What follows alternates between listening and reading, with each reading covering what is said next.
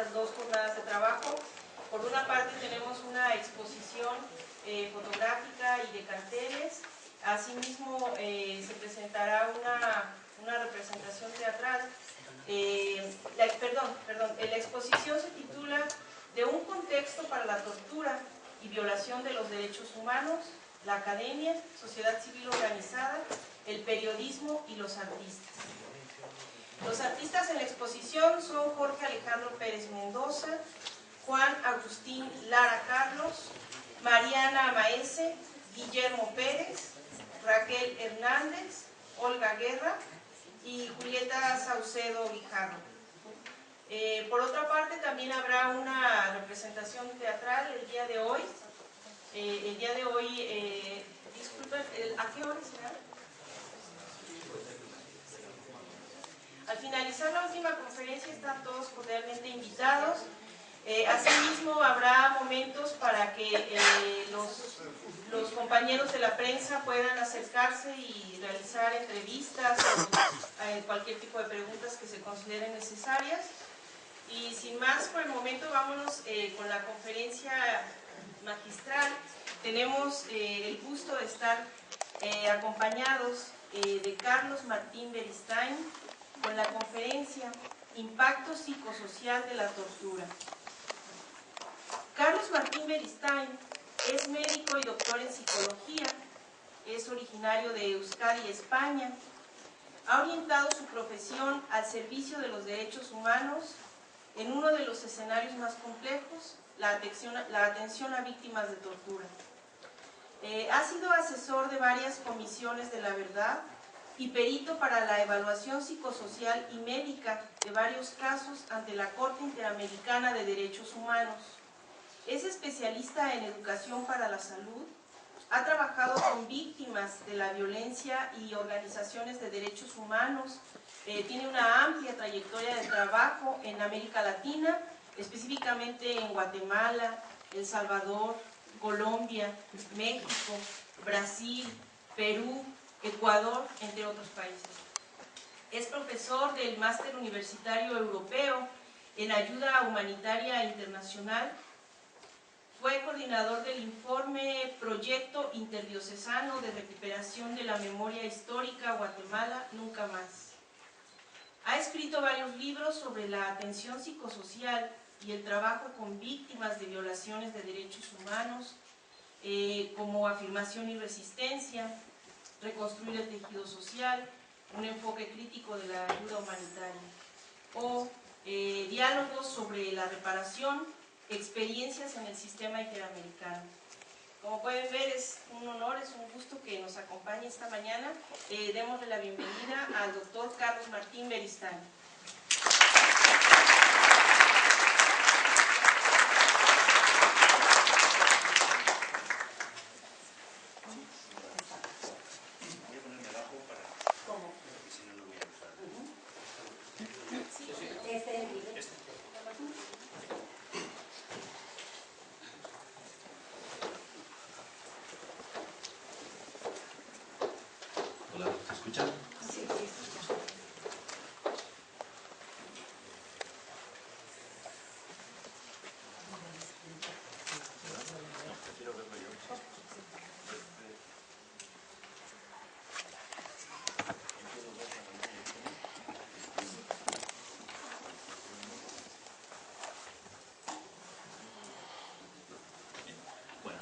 Buenos días a todos y a todas. Voy a hablar desde esa esquina para poder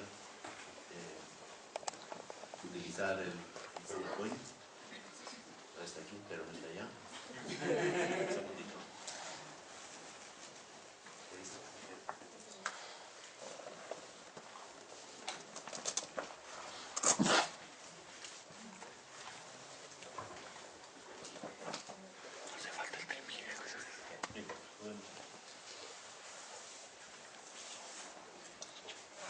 Bien, voy a usar el apoyo del PowerPoint, no voy a tal vez centrarme en todas las diapositivas, pero gracias a los organizadores por la invitación, un placer para el Centro del Paso del Norte, la Universidad, el Colegio de México y el resto de las organizaciones que apoyan, digamos, esta iniciativa. Yo voy a tratar de, siento no poder quedarme los 2 días a trabajar con ustedes, porque esta noche salgo para Ginebra, pero voy a tratar de compartir con ustedes algunas de las reflexiones, experiencias, aprendizajes en el trabajo con víctimas de tortura en diferentes países y contextos, tratando de entrar en cosas que son más invisibles, ¿no? Porque yo empecé a trabajar con víctimas de la tortura todavía cuando era estudiante de medicina. La tortura siempre fue algo que me dolió mucho, ¿no? Que se veía en muchos de los refugiados que llegaban al Estado español, a Europa, ¿no? de América Latina, especialmente de Argentina, de Chile. Todavía no había protocolo de Estambul, no había prácticamente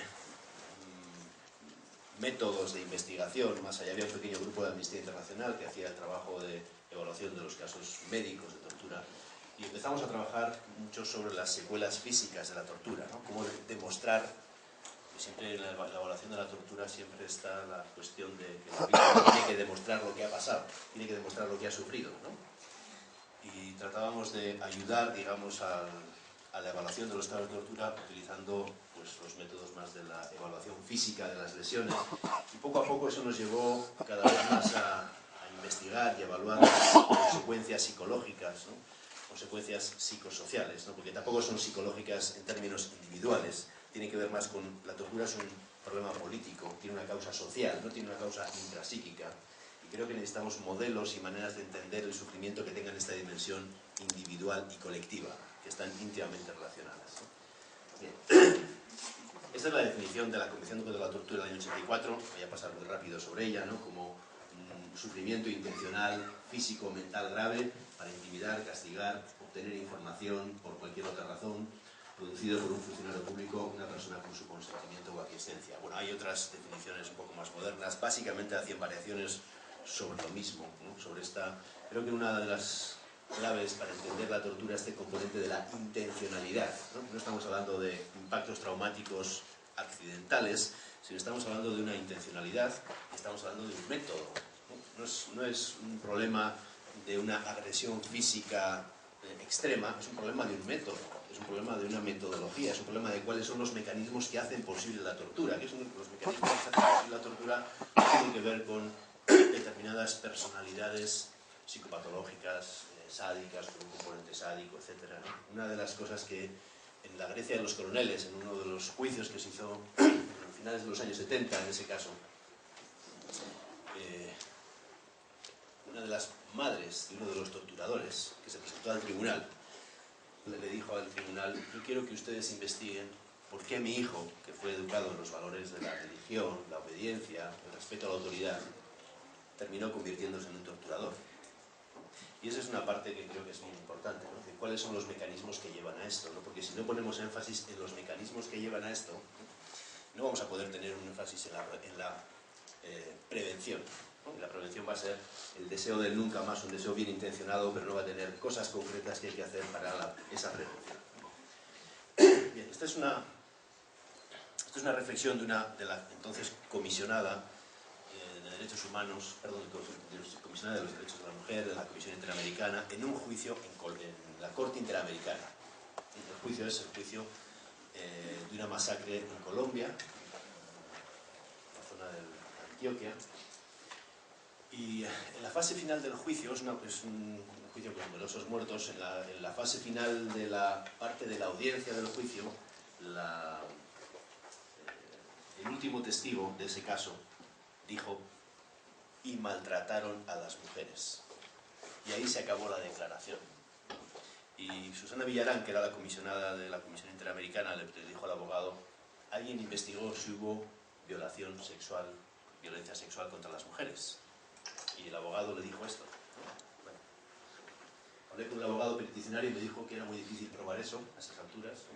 Es probable que en ese momento fuera así, pero tenemos testimonios, peritajes, patrones de actuación que pueden ayudarnos a valorar los casos. El problema es que si no hacen las preguntas o las entrevistas más antropológicas, basadas en la experiencia de la gente, esas cosas no van a salir en las entrevistas jurídicas.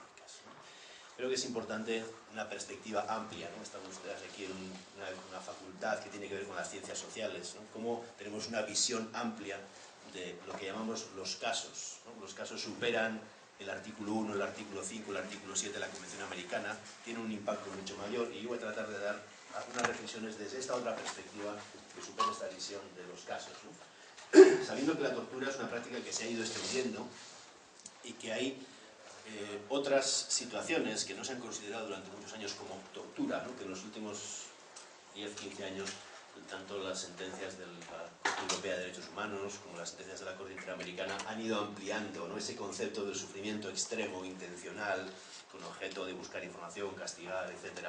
Han ido ampliando esa concepción hacia otras prácticas, ¿no? Y las prácticas tienen que ver con, obviamente, los contextos de detenciones arbitrarias, masacres, desapariciones forzadas, entre otros, ¿no? La mayor parte de los casos de desaparición forzada incluyen, a su vez, práctica de tortura dentro de la propia desaparición. La intimidación, las amenazas graves y reiteradas a las víctimas, ¿no? Las condiciones de detención y violación sexual en los centros de detención en la guerra de Bosnia, la negación de información a los familiares de desaparecidos como una práctica intencional de producir sufrimiento extremo en los familiares de desaparecidos, en casos de la Corte Interamericana, en casos de Uruguay o de Guatemala, o en casos de la Corte Europea, casos de Turquía, ¿no? Como esa negación de la desaparición forzada y la negación de información supone una forma de tortura para los familiares de las víctimas directas de esa desaparición. Es decir, tenemos una extensión de la concepción de la tortura, aunque ya hay otras cosas que van a hablar después sobre algunas cosas más concretas de este tipo. Creo que es importante entender las finalidades de la tortura, y más que, digamos, bajar al detalle de las distintas finalidades, creo que esas finalidades muestran el carácter intencional y muchas veces sistemático, ¿no? Es decir, cuáles son los medios que la hacen posible. Tiene que ver, obviamente, con buscar información, buscar más que información, autoinculpación, porque a veces lo que le interesa a los torturadores es tener una declaración que se considera culpable, porque así hay resultados de la investigación, ¿no? Y la práctica de la tortura sustituye, entre comillas, sustituye a la investigación criminal de los delitos, ¿no? La investigación empieza con la detención y la tortura, entre comillas, la investigación, ¿no? Y no es el resultado de las prácticas de investigación que pueden llevar a incriminar o a tener pruebas de la culpabilidad de la víctima, ¿no? Además de esa percepción más amplia del castigo, ¿no? O de la destrucción, ¿no?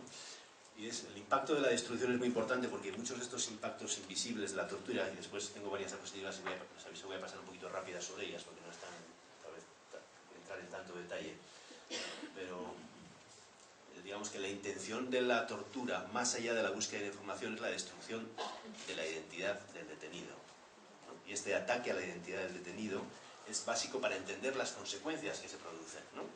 Porque uno puede ver que ha habido una semana de detención y tortura y las secuelas se extienden en el tiempo y en la profundidad de la vida de la gente durante años y durante décadas, ¿no? Y no se pueden entender muchas de esas cosas sin entender cómo la tortura ha ido orientada a tratar de quebrar, ¿no?, la resistencia de la víctima, a quebrar su identidad como persona, a quebrar su dignidad como persona, ¿no? Y eso produce impactos, digamos, a medio y largo plazo más invisibles, muy duraderos, y que creo que es importante visibilizar.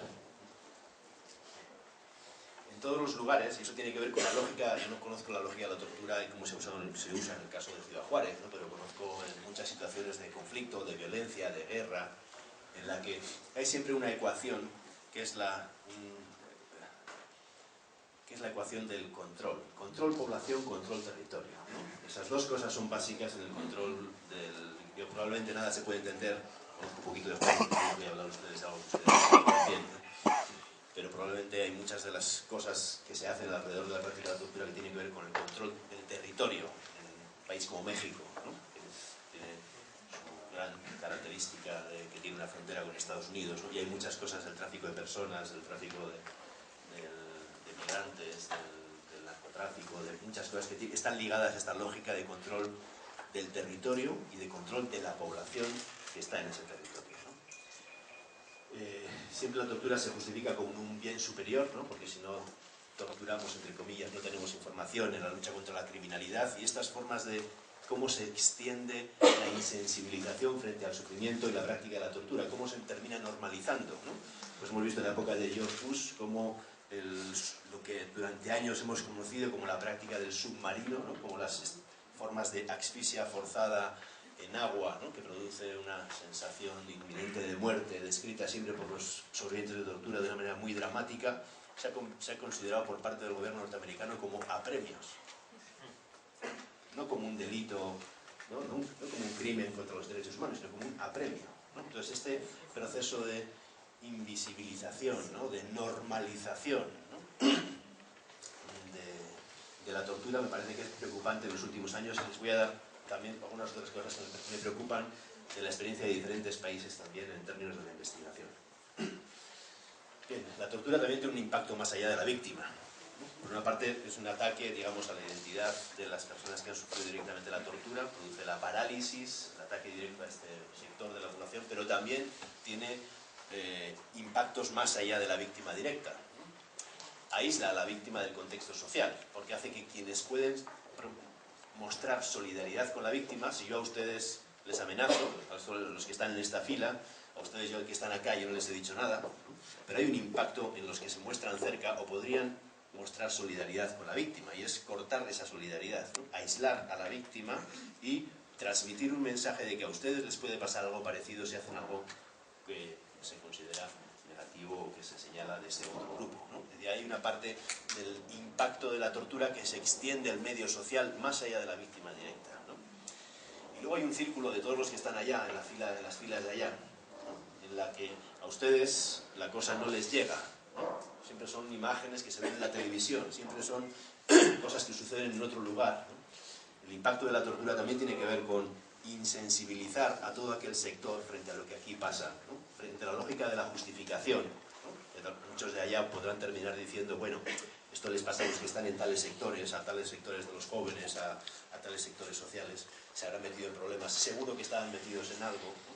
Y esa lógica de proporcionalidad que no funciona en la guerra, ¿no?, esta lógica del si nada debo, nada temo, que está en la base de la muerte de mucha gente en Colombia, en Guatemala durante la época de la guerra, es también la lógica de la proporcionalidad de si a ellos les ha pasado, seguro que es porque ellos estaban metidos en problemas, porque ellos son responsables, que termina culpabilizando a la víctima. O sea, no solamente invisibiliza el impacto de la tortura, sino que se termina culpabilizando a la víctima y evitando entonces la investigación, la determinación de la importancia que tiene la tortura.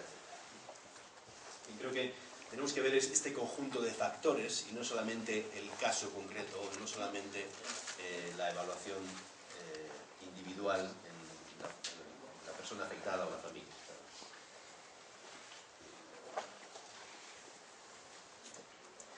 Porque además del sufrimiento extremo que está en la definición de la tortura produce otros muchos impactos que tienen que ver con el estigma moral, ¿no?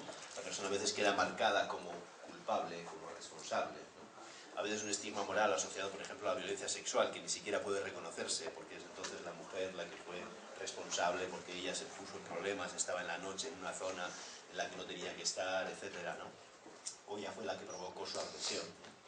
Y ese tipo de valoraciones que terminan suponiendo un estigma moral sobre la víctima.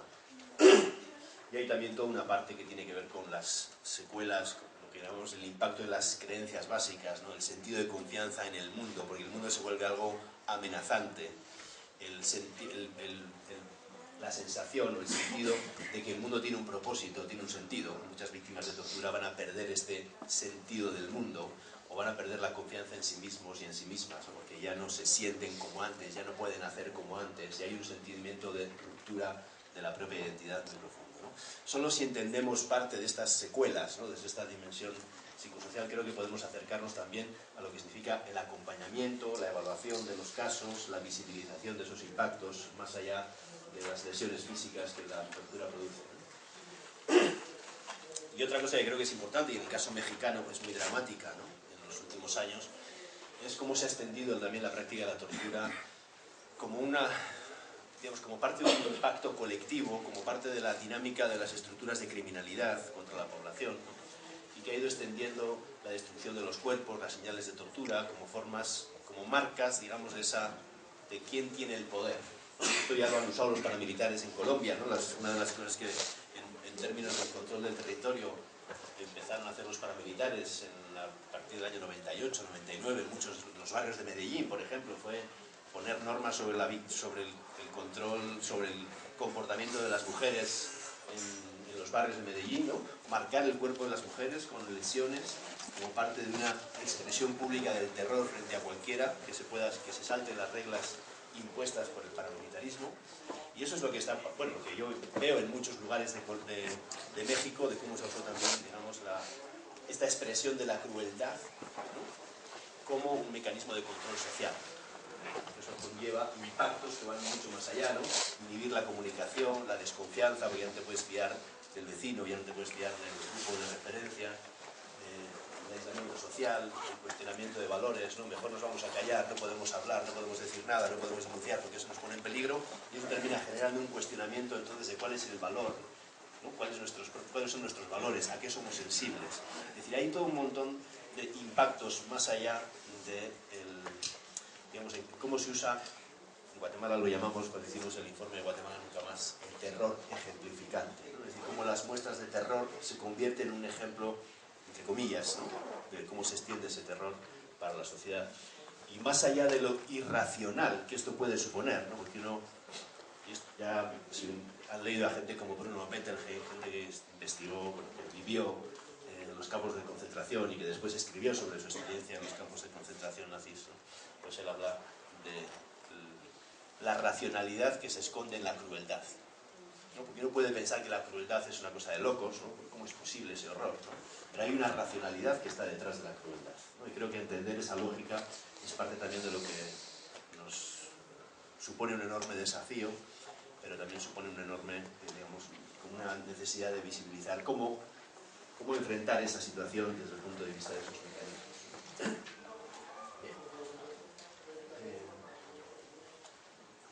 Tengo muchas cosas sobre la extensión, sobre los impactos de la tortura, que no me quiero extender demasiado, ¿no?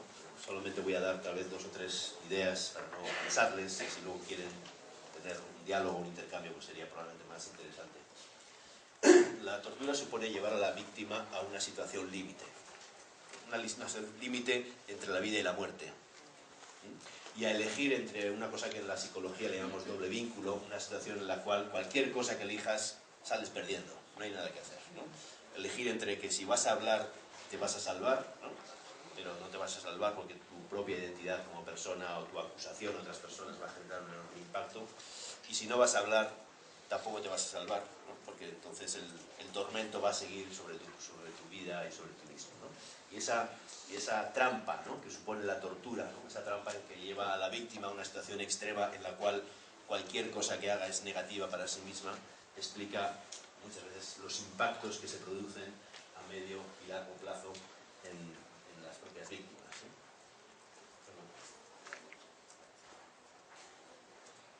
Fue un segundito que había problemas prácticos. ¿Alguien sabe cómo va esto? Sí.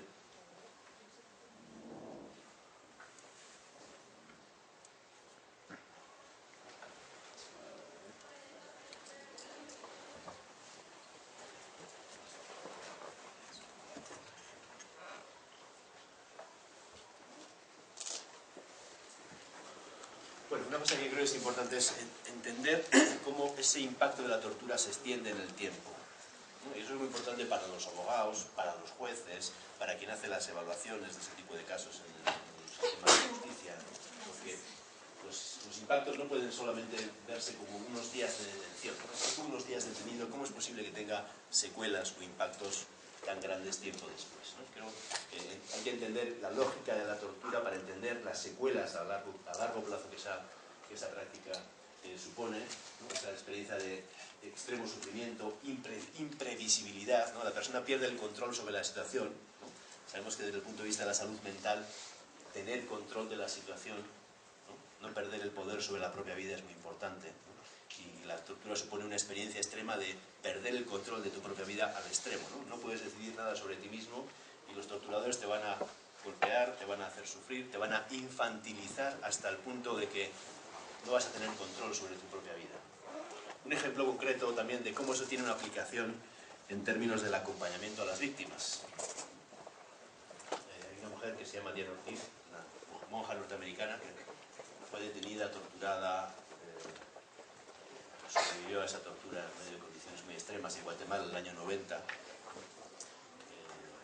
Salió, afortunadamente pudo huir cuando iban a desaparecerla en un jeep, salió del país, fue sacada del país por Monseñor Gerardi, el obispo de Guatemala, que fue asesinado 2 días después de presentar el informe de Guatemala Nunca Más, en el año 98, estamos en el año 90, en el año 91, perdón, cuando Diana Ortiz fue sacada del país. Su terapeuta, la persona que hizo el primer acompañamiento cuando ella llegó a Estados Unidos, a Chicago, le dijo: ¿qué quieres que haga por ti? ¿Qué puedo hacer por ti? Y ella le dijo: no me mire a los ojos. Y las primeras sesiones de su terapia fueron con su terapeuta mirando a la pared, porque ella no podía aguantar lo que significaba que alguien, ¿no?, en este caso su terapeuta, le mirara a los ojos, ¿no?, que era porque había sido sometido a prácticas de vejación sexual, violencia sexual, tortura, etcétera, con numerosos soldados, ¿no?, viendo, observando, grabando en vídeo las numerosas de las prácticas de tortura, ¿no? Creo que eso es importante, ¿por qué? Porque es devolverle a la víctima el poder que otros trataron de quitarle, ¿no? Dice: bueno, ¿qué puedo hacer por ti? No me mira a los ojos, mira allá. El poder de la terapia en ese caso está... ¿Se escucha? ¿Sí? El poder de la terapia en ese caso está también en la mano de la víctima, ¿no? El trabajo con la víctima debe ayudar a ponerse de pie, a recuperar el control sobre su vida, no a confirmarle en su sufrimiento, en lo mal que está, en todo lo que se le ha destruido, en el impacto que os ha tenido. Debe ayudarle a ponerse de pie.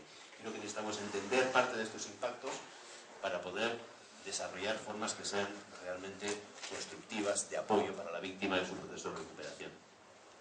Tengo la sensación de que no se escuchan. ¿Sí se escuchan? No me escuchan.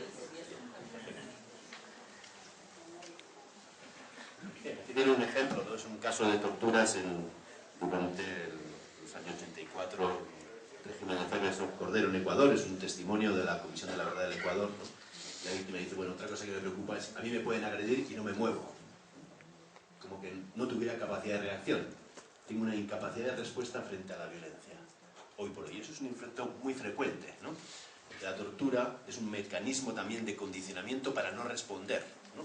Nada de lo que te van a hacer tú puedes responder, porque cuando cualquier respuesta que tengas frente a lo que te van a hacer va a ser aumentar el castigo, aumentar la violación, aumentar el dolor, aumentar el sufrimiento, ¿no? Y muchas de las víctimas, digamos, se han tratado de adaptar a esa experiencia de hostilidad extrema, no respondiendo, no reaccionando. Y esta reacción se puede extender después en el tiempo como parte de esos impactos de la tortura.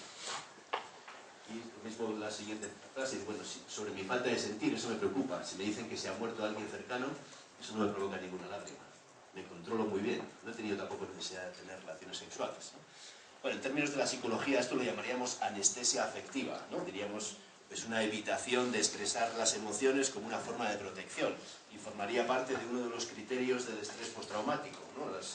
Los síntomas, digamos, de evitación o anestesia afectiva, junto con los síntomas de alerta o los síntomas de reexperimentación, pero es mucho más allá que un síntoma que entra dentro de una categoría nosológica de estrés postraumático.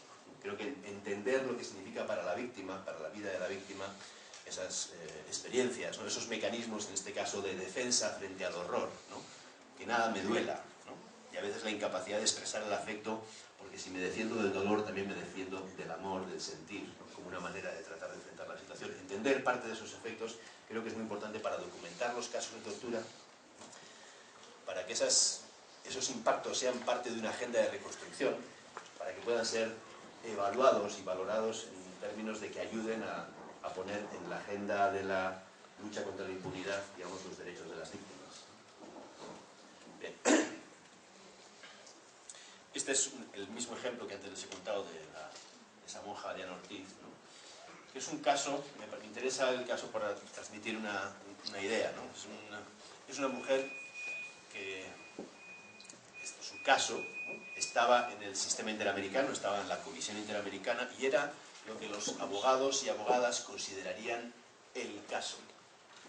Es decir, el caso que tiene todos los elementos de prueba, todos los elementos de investigación que ayudarían a que por fin un caso de violencia sexual, ¿no?, en el marco de la práctica de la tortura en Guatemala, llegase a la Corte Interamericana, ¿no? Pero ese caso nunca llegó. A pesar de que tenía todos los elementos de prueba, a pesar de que había... y no llegó porque ella, la víctima de la tortura, Diana Ortiz, estaba siendo investigada cuando ella denunció que su tortura había sido dirigida por un tal Alejandro. El tal Alejandro era un agente de la CIA que dirigía su tortura en Guatemala. Cuando denunció que en su tortura había un tipo que se llamaba Alejandro, el Departamento de Justicia de Estados Unidos, en lugar de investigar quién era el tal Alejandro, le investigó a ella. Es decir, qué hacía ella en Guatemala, qué había pasado con la violación, si se había quedado embarazada. Empecé a investigar sobre su vida privada y sobre las consecuencias de la tortura, en lugar de investigar quién era el tal Alejandro. Y ella se sintió sola frente a esa situación. Y cuando su caso es un caso que nunca pasó de la Comisión Interamericana. A pesar de que tenía los elementos, era el caso, nunca pasó a la Corte Interamericana, porque ella sintió miedo y ella se sintió sola. Y esto es lo que cuando yo pregunté en la Comisión Interamericana, bueno, ¿por qué el caso de Diana Ortiz nunca llegó a la Corte? Saben que primero lo pasó ante la Comisión y luego ante la Corte. Nadie supo decirme por qué. Y cuando le pregunté a ella para una investigación que hice sobre los casos de reparación, ella me dijo esto. Una de las cosas que recuerdo es que mis abogados sabían mucho sobre mi caso, pero no sabían lo que me estaba pasando a mí. Y creo que en términos del acompañamiento, en términos de la evaluación de los casos, del trabajo con las víctimas de la tortura, no solamente debemos ver las cuestiones desde el punto de vista del caso, ¿no?, sino también lo que le pasa a la persona, ¿no?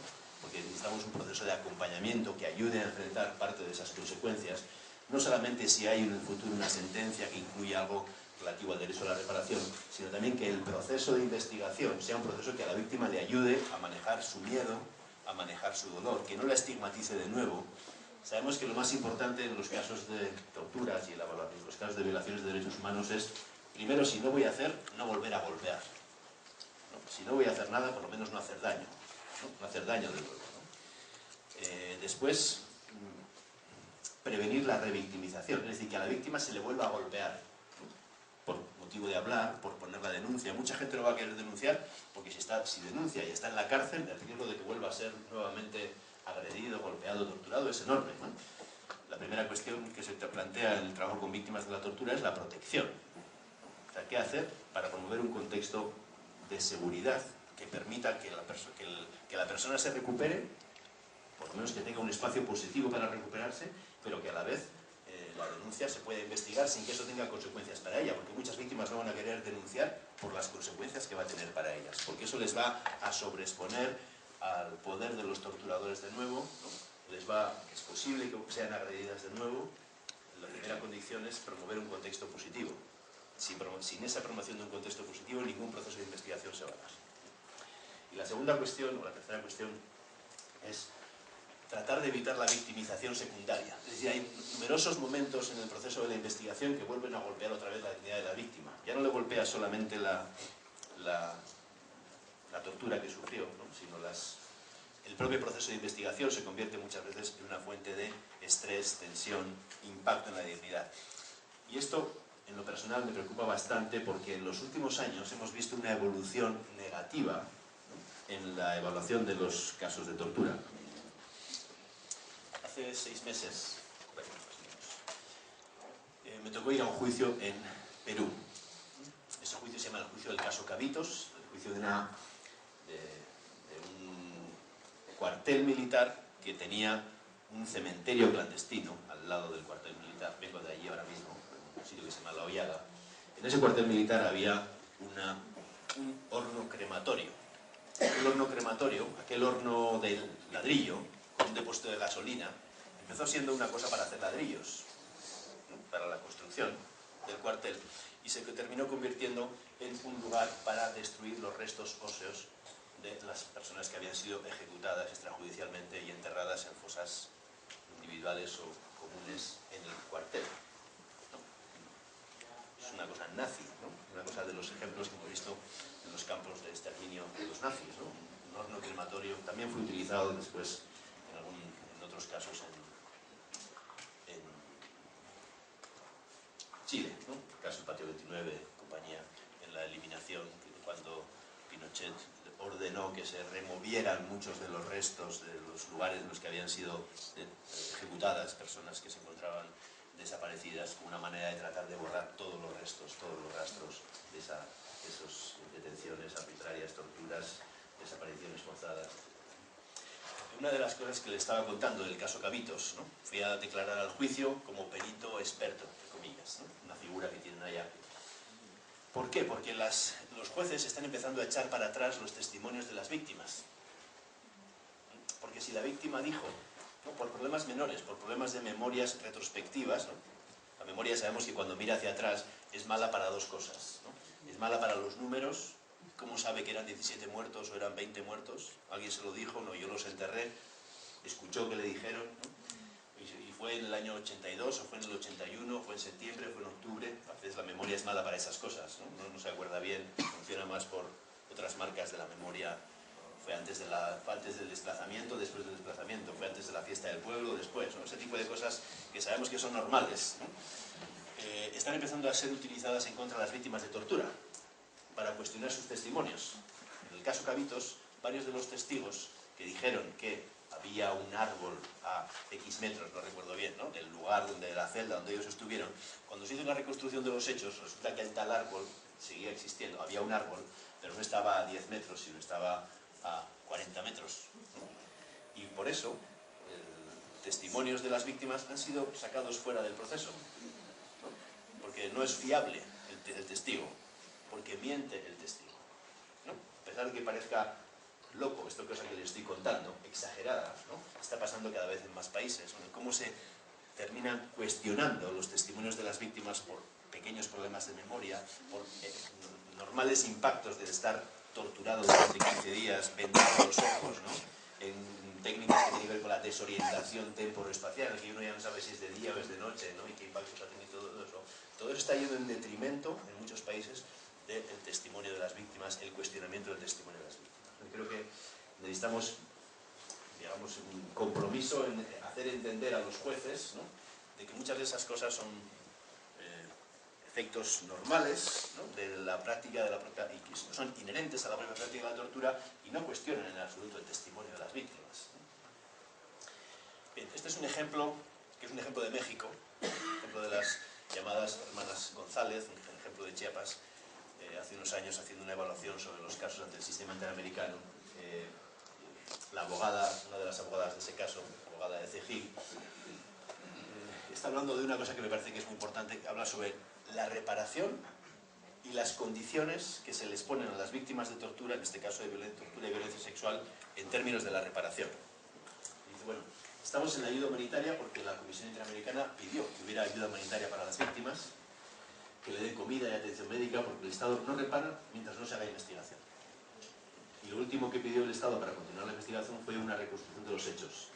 Después de 13 años de ocurrido el hecho, dime tú, ¿no? Es decir, el mismo Estado que no ha investigado los hechos, ¿no?, durante 13 años, de repente pone como condiciones para otorgar la reparación una investigación sobre los hechos y una reconstrucción de los hechos, ¿no?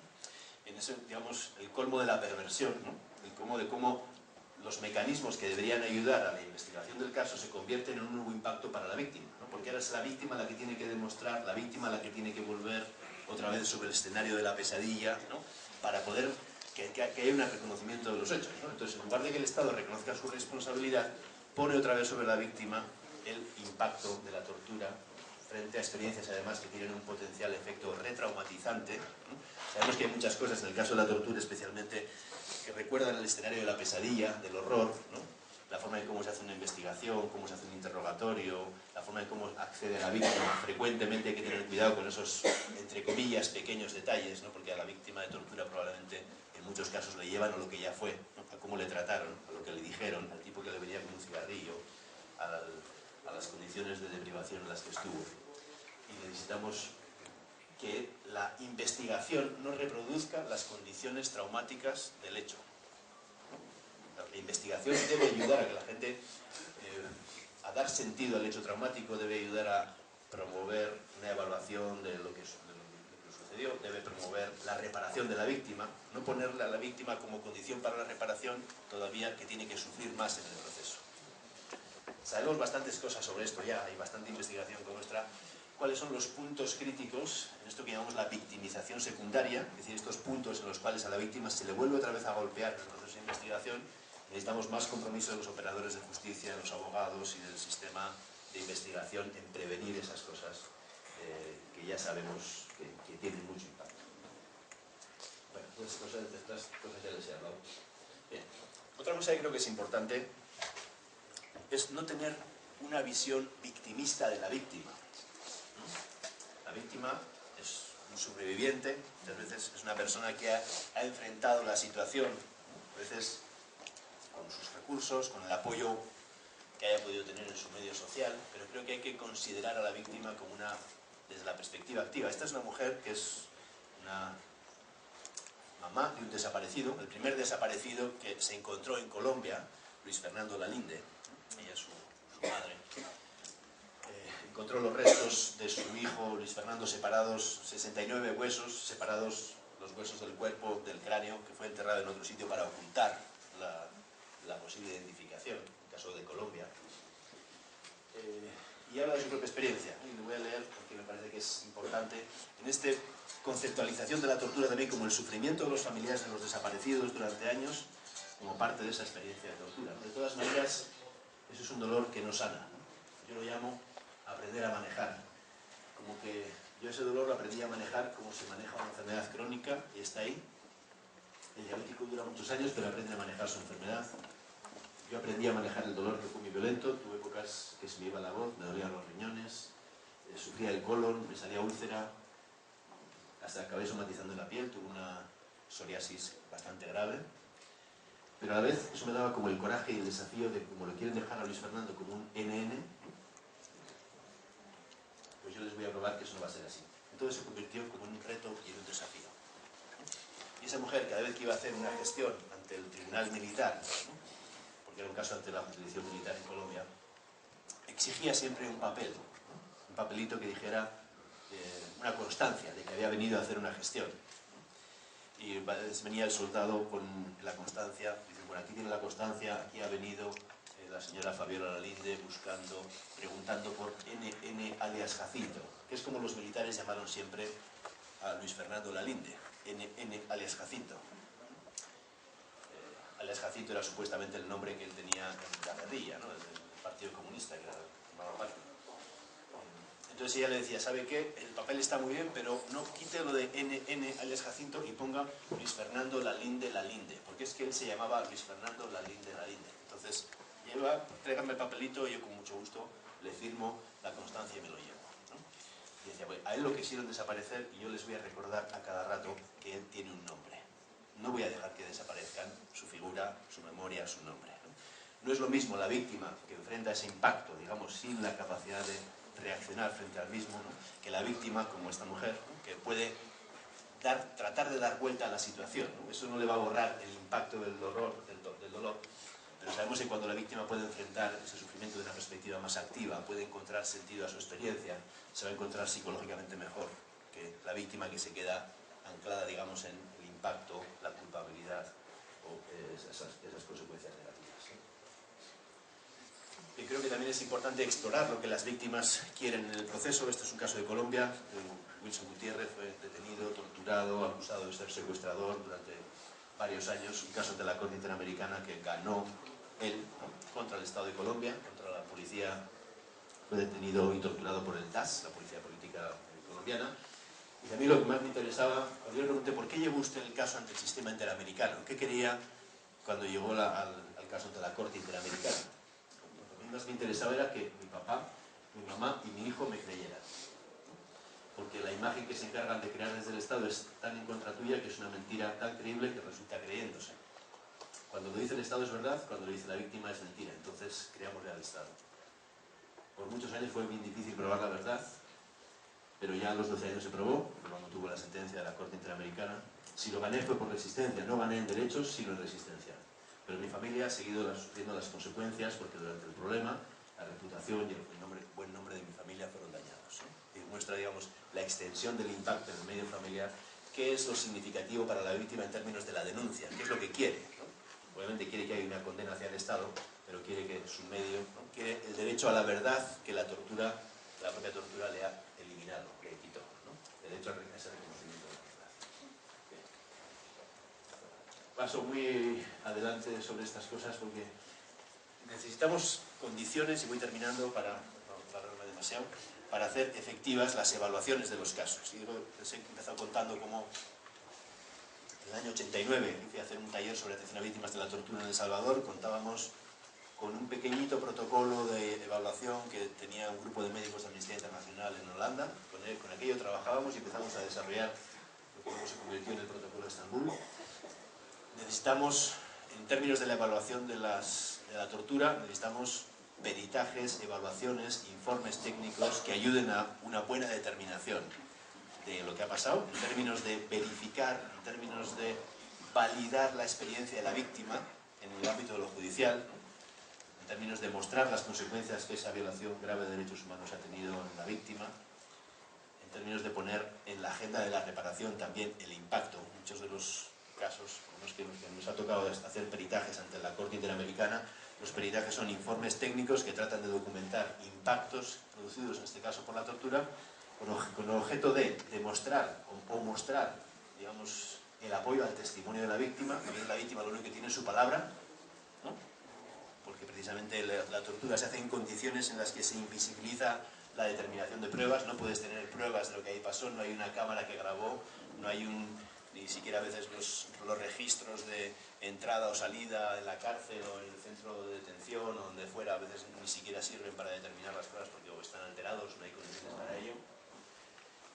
Entonces los peritajes, las evaluaciones son muy importantes para poder acompañar, digamos, las denuncias, y lo que sabemos es que esos peritajes se siguen haciendo bastante mal, ¿no? Para no ponerles algunos casos de México que conozco de cerca y que ustedes pueden evaluar mejor que yo, les cuento algunos casos del Perú, ¿no? A mí me ha tocado hacer un estudio, un informe para un caso ante la Corte Interna en el Perú, un caso de torturas, en el que los abogados de la víctima, ¿no? El colmo de la perversión, para que vean uno de los últimos ejemplos, ¿no?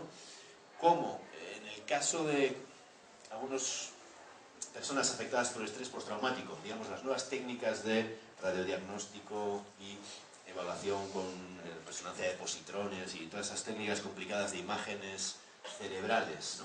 Muestran que a veces hay una alteración en el hipocampo, ¿no? En las personas que tienen estrés postraumático, ¿no? Los abogados de los militares pidieron que a las víctimas que declaraban haber sufrido tortura se les hiciera una resonancia de este tipo para que demostrasen si estaban realmente alterado el hipocampo, como si fuera un test de pentotal sódico, ¿no? Llamada y la... ¿cómo se llama? Y el cosillo este que hace determinación del ritmo cardíaco y de conductividad de la piel, etcétera, cuando hablas, ¿no? Para ver si dices la verdad, ¿no? Entonces, como el colmo de la perversión, o sea, decir que ahora hay que usar unas técnicas de evaluación neurobiológica súper complicadas para determinar si la víctima está diciendo la verdad, ¿no? Y me tengo que hacer un peritaje básico, vamos a decir, de lo que significa una evaluación de un caso de tortura y cuáles son las metodologías, cuál es la relación entre testimonio, antecedentes, relato, evaluación de síntomas que yo determino, comparación con la bibliografía para mostrar las consecuencias de las violaciones. Es decir, tenemos en general profesionales poco formados y poco independientes en el marco de los sistemas judiciales en muchos países para la evaluación de los casos de tortura. Y estamos hablando de una evaluación que tiene que ser independiente porque el agresor, la mayor parte de las veces, es un miembro del Estado, ¿no? Y las condiciones alrededor de la evaluación no pueden reproducir, digamos, el poder del perpetrador sobre la víctima. Tienen que hacerse por parte del personal que sea de confianza de la víctima, al cual le va a poder expresar cosas que a otro tipo de profesionales no le va a poder expresar, que tenga experiencia en la evaluación de derechos humanos y que use las metodologías ya, digamos, desarrolladas, tipo protocolo de Estambul y otras que hemos usado en muchos lugares, ¿no? En eso para algo me parece que es muy importante. Voy a pasar rápido sobre todo esto porque son demasiadas cosas. Ya les he dicho algunas de estas ideas. Bueno, una cosa que creo que es importante también es el tema de la reparación, ¿no? Porque muchas veces si no hay unas evaluaciones independientes y en profundidad de la experiencia de las víctimas, tampoco no solamente no se determina que efectivamente la tortura se produjo y que ha producido estas secuelas, sino no se determina entonces una agenda de reparación adecuada. Para no poner ejemplos exóticos de países de América Latina, voy a poner un ejemplo del Estado español, ¿no? Se supone un país, entre comillas, dentro de los estándares europeos, que no se imaginen, para nada. En los casos de tortura, ¿no? En el Estado español, las sentencias de los casos de tortura, cuando se ha probado que la víctima ha sido torturada, se ha podido identificar quién ha sido el perpetrador, ¿no? Porque si se ha mostrado que hay tortura y no hay perpetrador identificable, la víctima se queda sin derecho a la reparación. Imaginemos que llega a determinar quién ha sido el torturador, ¿no? Y que hay una condena por eso. El baremo para la determinación de la indemnización económica es el baremo de los accidentes de tráfico. Sigue siendo el baremo de los accidentes de tráfico, ¿no? ¿Y cuál es el grado de discapacidad que te ha quedado? Si te ha quedado el dedo torcido porque tuviste un accidente en la moto, ¿no? Entonces el seguro te va a pagar en función de eso. Ese sigue siendo el baremo aplicado. No son los criterios de la Corte Europea de Derechos Humanos sobre el derecho a la reparación, no es la Declaración de Naciones Unidas sobre la concepción global del derecho a la reparación, que obviamente excede con mucho lo que significa una compensación económica y mucho más una compensación económica a la baja medida según criterios restrictivos de un accidente de tráfico, ¿no? Pero para eso, para que vean la importancia que tienen también las evaluaciones, donde se han hecho con características más, digamos, con más seguridad jurídica también para la víctima, tiene que ver con lo que es la experiencia del sistema interamericano, ¿no? Y si a alguien le interesa especialmente, pues le puedo dar un poco de bibliografía sobre eso, ¿no? Porque hay el uso de los peritajes para determinar el daño moral, las secuelas en la discapacidad, de la integración social, el daño al proyecto de vida, ¿no? Las consecuencias mucho más allá de las secuelas para poder trabajar o no, que son lo que miden los baremos de accidentes de tráfico y ese tipo de cosas, pues son bien importantes porque estamos hablando de una violación de derechos humanos y no es de carácter intencional y con un fuerte impacto, y no estamos hablando de un accidente de tráfico. Bien, cosas que ya les he dicho sobre la importancia de la prevención. Termino un poco con esto, ¿no? Tenemos numerosos mecanismos en la actualidad que pueden ayudar a prevenir, a tratar, a acompañar a las víctimas de tortura. Yo te voy a dar una visión muy general de esta dimensión, de esta evaluación psicosocial, pero para la prevención se necesita voluntad política. Si no hay voluntad política, no hay prevención de la tortura, ¿no? Y ahí la Amnistía Internacional tiene los 10 puntos para la prevención de la tortura desde el año 84 como parte de la política de lo que los estados deben aprender, deben poner en marcha para esa prevención de la tortura. Directrices de prevención y de derechos humanos. Si no hay una cultura y si no hay una integración de una perspectiva de derechos humanos en la investigación criminal, y cambio de esas políticas, pues la tortura va a ser siendo utilizada como un mecanismo para ofrecer resultados a la sociedad, entre comillas, ¿no? Y el precio, digamos, de esas estrategias es más impunidad y menos derechos humanos, más autoritarismo, donde debería haber más derechos humanos y más respeto en términos de la prevención de la violencia. Garantías médico-legales, pues tenemos desde el habeas corpus a las garantías médicas en las detenciones, la participación de los forenses con formación y compromiso en la evaluación de los casos. Tenemos el mecanismo del protocolo facultativo, que no sé si en México se ha puesto en marcha o no, pero bueno, como la de Paraguay, en que se acaba de poner en marcha el mecanismo para la prevención de la tortura con la creación de un equipo nacional que pueda hacer visitas a cualquiera de los centros de detención para hacer una evaluación de las condiciones de detención o maltrato que pueda ser objeto sin ningún tipo de restricción. Y es un mecanismo importante, independiente. Si no hay investigación independiente, la tortura va a seguir siendo una práctica. Y necesitamos también evaluación de casos que siguiendo los protocolos internacionales y las buenas prácticas de la investigación, la realización de peritajes, la puesta, digamos, en marcha de informes y de mecanismos que ayuden a visibilizar todas estas consecuencias en las víctimas y estas consecuencias en la sociedad, que creo que visibilizar todo eso es parte de una agenda de reconstrucción y una cultura de derechos humanos. La tortura no puede ser vista como una epidemiología del sufrimiento, ¿cuántos casos tenemos? Sino como, digamos, el conjunto de las afectaciones, todo lo que viene con los casos que tenemos, el conjunto de afectaciones más invisibles y que forman parte no solamente de las secuelas individuales, también en la familia, en los hijos, ¿no? Que tienen que enfrentar las consecuencias de esas violaciones en su marco familiar y social, y también las consecuencias que tienen en términos de la ausencia de la creación de una cultura de derechos humanos mucho más amplia en el país. Bueno, gracias.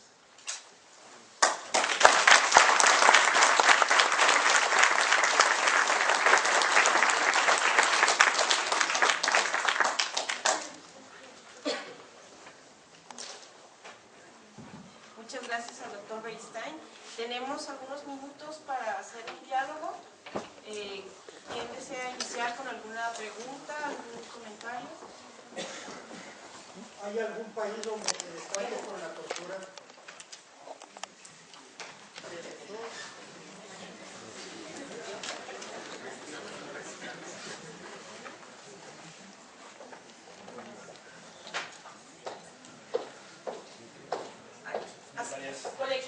Colectamos varios comentarios y después procedemos.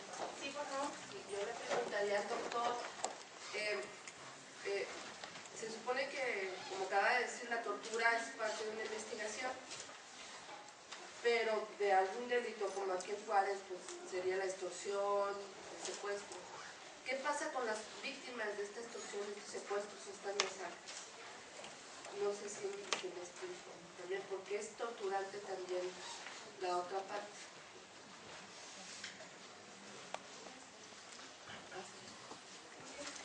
Sí, muchísimas gracias por la conferencia, doctor Beristain. Yo tengo una pregunta y bueno, pues que no es mía, sino es una duda que surge de una lectura del libro Memoria del Mal, Tentación del Bien, de Tzvetan Todorov, cuando él dice que de una forma u otra él está en contra de que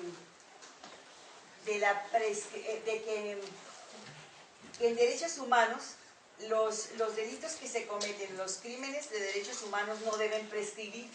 Y él dice que deben de prescribir porque los seres humanos que también cometen actos inhumanos en contra de otras personas no son los mismos si este acto se cometió 50 años a 50 años después. No sé si me explico. Entonces yo digo, entonces, ¿dónde está la reparación a la víctima? Si usted dice que la víctima tiene secuelas y tiene impacto, ¿cómo puedo yo analizar esta propuesta que hace Tzvetan Todorov sobre la cuestión de la memoria?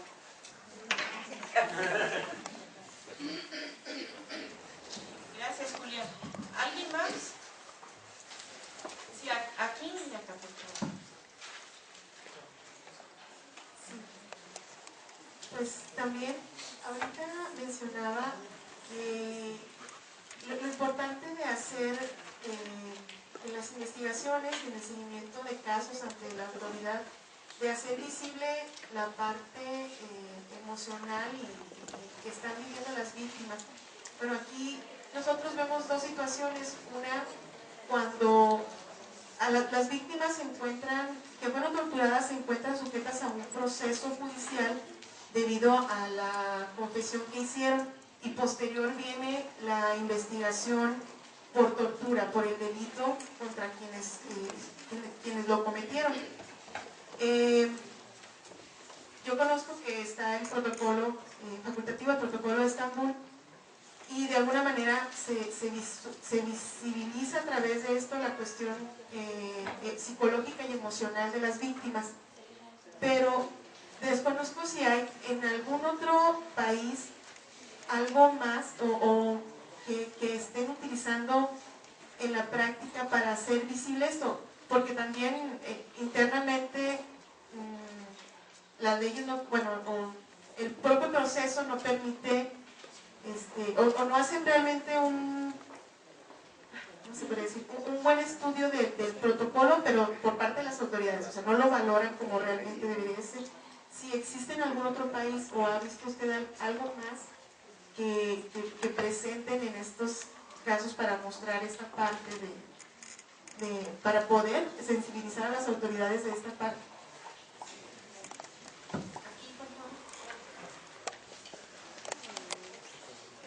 En cuanto a la reparación del daño, no es revictimizar a la víctima.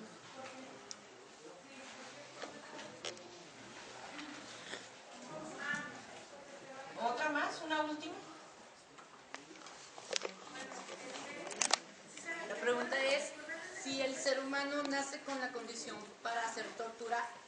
aprendida. Si es aprendida, ¿qué es entonces lo que se está enseñando para que sea producida? Vamos a quedarnos un ratito más rápido. Bueno, sobre si hay países que se distinguen por la tortura, les recomendaría después, hay una plática de respuesta de la Amnistía Internacional y ahí hay informes de Amnistía Internacional anuales donde se evalúa a los países en relación con esas prácticas de la tortura. Y obviamente la práctica de la tortura es una práctica muy extendida en el mundo todavía hoy en día, a pesar de estar 30 años después de la Convención contra la Tortura y otros instrumentos internacionales, ¿no? Sobre los derechos de las víctimas, secuestro, extorsión, etcétera, creo que esos derechos deben ser considerados como los derechos de cualquier víctima, ¿no? Y no deberíamos decir, en este caso, que están los derechos de la víctima de tortura y los derechos de las víctimas de otro tipo de delitos vividos por otras víctimas, pues estos no fueran necesarios a considerar, ¿no? A veces creo que hay una distorsión cuando se ve que el derecho de la víctima o de la persona que ha denunciado ser torturada y que se muestra que ha sido torturada en el proceso de investigación de que si ha participado en un hecho delictivo, su derecho es visto como contradictorio con los derechos de las víctimas del delito. Y creo que eso no debería ser así. El derecho de las víctimas del delito existe per se, ¿no? Y no es independiente de la consideración de que haya víctimas de tortura que hayan sido torturadas y que tengan, en términos de la violación de derechos humanos cometidas contra ellas, derecho al reconocimiento y a la reparación, ¿no?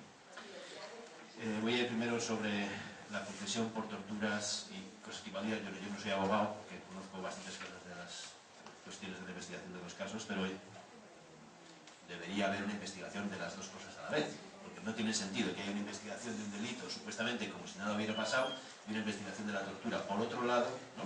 Que se demora mucho más en el tiempo y que no tiene los estándares mínimos, con lo cual te puedes encontrar porque tienes una condena por un delito y luego tienes que las consecuencias, un escenario mejor, vamos a decir, que se determina que la determinación de la autoculpabilidad que estuvo en la declaración firmada, por ejemplo, ante la policía, esa se obtuvo bajo torturas. Eso invalida todo el proceso. O sea, no es posible que estas dos cosas caminen por lugares diferentes y deben ser investigadas en el mismo contexto, porque la obtención de confesiones autoinculpatorias por medio de tortura elimina la posibilidad de que esto sea considerado como una prueba dentro del proceso y deberán tomarse en cuenta cuáles son los otros elementos de prueba alrededor para determinar si ha habido culpabilidad o no. Eso es cuestión tal vez más de los abogados, quien sabe más de eso que yo, ¿no? En términos de las evaluaciones de los casos, creo que está el protocolo de Estambul, obviamente, que es un marco general, pero también hay muchas experiencias de evaluaciones psicosociales. En esas evaluaciones tratamos de demostrar, por una parte, la existencia de determinadas secuelas, ¿no? La relación de que estas secuelas no se deben a simulación, no se deben a una personalidad premórbita, es decir, problemas personales que la persona tenía antes, del tipo que fuera, ¿no? Sino que se deben a un hecho traumático vivido en un contexto concreto y que tienen relación con secuelas habituales en la evaluación de ese tipo de casos. O sea, tenemos muchos estudios que muestran parte de esas secuelas de la tortura. Lo que hacemos también en esos casos es poner en relación el caso con la casuística y la tipología de las afectaciones de los casos de tortura, y hay a veces formas de tortura que dejan secuelas muy concretas y muy específicas. Y por eso la experiencia de quien hace la evaluación es tan importante para poder hacer una buena determinación, no dejarse llevar por falsas teorías o estudios poco contrastados que se usan relativamente frecuente en ese tipo de evaluaciones en el marco de los sistemas internos. Respecto a lo de Teodorov, si digamos la tesis de Teodorov, que yo he leído más sobre la memoria y cuál memoria, ¿no? Creo que hay una tesis que es interesante sobre la lucha no es entre la memoria y el olvido, no es verdad. La cosa es sobre cuál memoria, ¿no? Y cuánto vamos a recordar y qué cosas vamos a recordar. Eso es parte de la discusión. Y creo que eso es una discusión sana para una sociedad, ¿no? Porque Pinochet no quería olvidar. Pinochet tenía 17 fundaciones que hacían memoria. Una memoria acorde con los intereses de Pinochet, ¿no? Y la dictadura militar. No es que ellos prescribieran el olvido, no prescribían el olvido, prescribían una reconstrucción de la memoria, una distorsión de la memoria acorde con los intereses dominantes. Y esto es parte de la lucha por la memoria en muchos países, ¿no? Pero si aplicamos la cosa tal y como lo has dicho tú, pues digamos, sería como lo que prevalece en el mundo es la impunidad, ¿no? Entonces, el poder de los perpetradores y el poder de la impunidad termina por encima de una cultura de derechos humanos, ¿no? Porque los casos en Chile no se pudieron juzgar desde el año 90, del año 89 que cayó Pinochet, hasta el año que fue detenido, el año 98. A partir de entonces, a partir del año 98, los jueces chilenos empezaron a juzgar, empezaron a activarse procesos judiciales. Y se empezaron a activar cuando disminuyó el miedo de los jueces a juzgar. Entonces no es una falacia sobre cuál es la memoria y si hay que recordar, no, sino el problema es cuáles son las condiciones políticas que impiden a la gente ejercer el derecho a la memoria. Y cómo ese derecho a la memoria está secuestrado por la capacidad de coacción de Pinochet de la transición política o de Ríos Montt en la actualidad en Guatemala, años después, cuando a partir de una política de la Fiscalía de dejar que los casos que se han investigado en Guatemala durante muchos años evolucionen, estamos viendo cómo están empezando a llevarse a cabo procesos judiciales que antes no se habían hecho. Eso no tiene que ver con cuánta memoria queremos y si hay que recordar los hechos del pasado. Eso tiene que ver con el poder de coacción que los perpetradores siguen teniendo sobre el sistema político actual. Entonces, yo creo que hay que confundir las discusiones, ¿no? Porque si no terminamos dando todos los elementos, digamos, a los perpetradores, ¿no? Y a los sistemas más represivos para que terminen condicionando con una discusión sobre la memoria genérica lo que tiene que ver con elementos de coacción política y de utilización del miedo todavía en las transiciones políticas en la actualidad, ¿no? Creo que esas son dos cosas diferentes, ¿no? ¿La reparación puede revictimizar a la víctima? Sí, depende de cómo se haga. Por eso tan importante en términos de la reparación es el qué como el cómo. Hacer un monumento puede decir una cosa que no tiene ningún sentido para la víctima, es como una cosa que le ha caído en paracaídas sobre la cabeza, porque no es un lugar que él reconoce, en el que ella o ella sienta que se reconoce su sufrimiento, no es un lugar que convoque una memoria positiva, no es un lugar que convoque a una cultura de derechos humanos, es el nombre de una calle de las 1000 nombres de calles que no conocemos de quiénes son, ¿no? Y que no tiene que ver con un espacio de memoria compartida y de transformación social, ¿no? El acto de reconocimiento de responsabilidad del caso de las hermanitas Serrano Cruz en El Salvador, 2 niñas desaparecidas en el año 82, se hizo hace pocos años en El Salvador. Ese acto supuestamente de reconocimiento de la responsabilidad, el gobierno de El Salvador, el gobierno anterior de Arena, organizó un acto en el cual las familiares de las víctimas, su yapa, su hermano ciego y otros hermanos, no tenían siquiera una silla donde sentarse. El Estado reconoció la responsabilidad en los términos que fue definido por la Corte Interamericana de Derechos Humanos.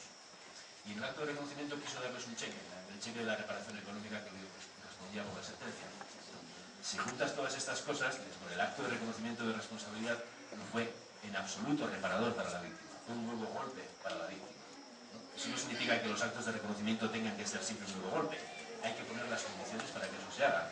¿Qué es lo que se dice? ¿Quién lo dice? ¿Cuál es la participación de las víctimas? ¿Cuál es la discusión previa para que ese acto se haga acorde a la experiencia internacional, pero también al sentir de las víctimas? Todas esas cosas son claves para hacer que la reparación sea realmente reparadora. Si no, la reparación se va a convertir, como tú has dicho antes, en un nuevo golpe si los estados, si los representantes legales de ese también, no tienen, digamos, un compromiso sobre lo que significa la reparación para la víctima, la participación y la adecuación a ciertos estándares internacionales de lo que sabemos que hay que hacer ya sobre esto, ¿no? Y si nacemos torturadores o no nacemos torturadores, ¿no?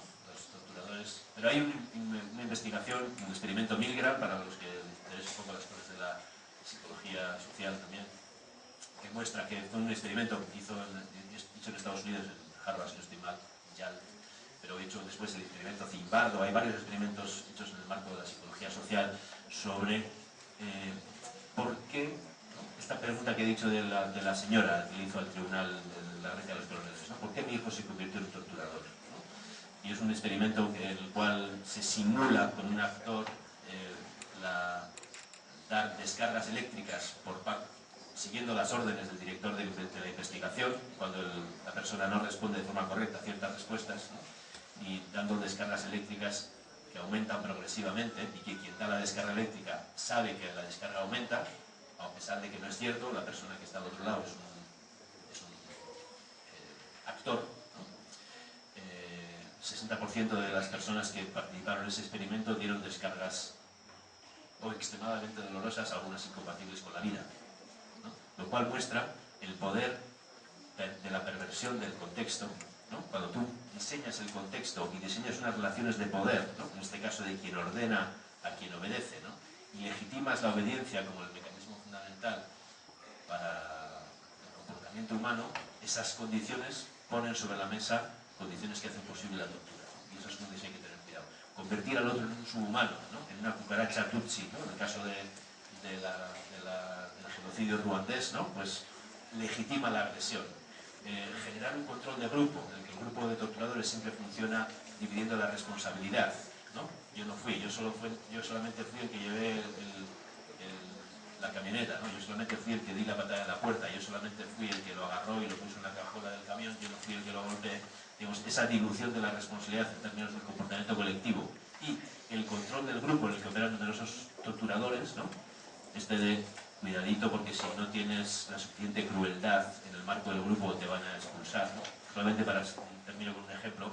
Cuando investigamos e hicimos el informe Guatemala Nunca Más, entrevistamos a un tipo que había sido miembro de los servicios de inteligencia y él había estado en varias masacres, siempre había sido alguien que había visto, esto es lo que él contó. Un día se baja un helicóptero y lo llevan y los demás del grupo le dicen: venite que te estás perdiendo lo más importante, lo mejor, venite que te estás perdiendo lo mejor. Y lo llevan a un sitio donde están acabando con un anciano, ¿no? Le han matado a mucha gente, están acabando con un anciano con el machete. Y entonces el tipo cuenta esa historia, nos la contó con mucho horror, ¿no? Y dijo: pues después de esto me fui detrás de unos árboles a vomitar, ¿no? Del asco, de la impresión que me produjo aquello, ¿no? Y le preguntamos: ¿y por qué no dijo nada? ¿No? Y se fue a vomitar allá, ¿por qué no dijo nada? Y nos dijo: es que si yo hubiera dicho algo, me hubieran dicho que yo no era un hombre. Y esa explicación tan banal, ¿no? Esa explicación tan idiota, tan banal, está detrás de muchas de esas cosas, ¿no? Uno no encuentra la gran explicación, ¿no? De la geopolítica y de la maldad, ¿no? Encuentra lo que ya Hannah Arendt, en el caso de la investigación un poco sobre lo que hizo posible el nazismo, describió como la banalidad del mal, ¿no? Hay esa banalidad la que se va a encontrar la víctima y son mecanismos que están más cerca. Por eso, en términos de la prevención, poner en marcha los mecanismos para evitar ese fenómeno de subhumanización del otro, ese control del grupo cerrado, ¿no?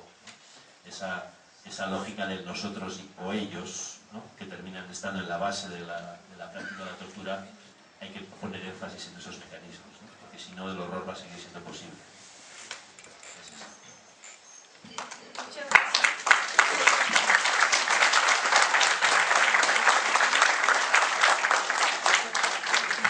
Muchas gracias al doctor Carlos Martín Beristain por su conferencia magistral Impacto Psicosocial de la Tortura. Les invitamos a que nos sigan acompañando.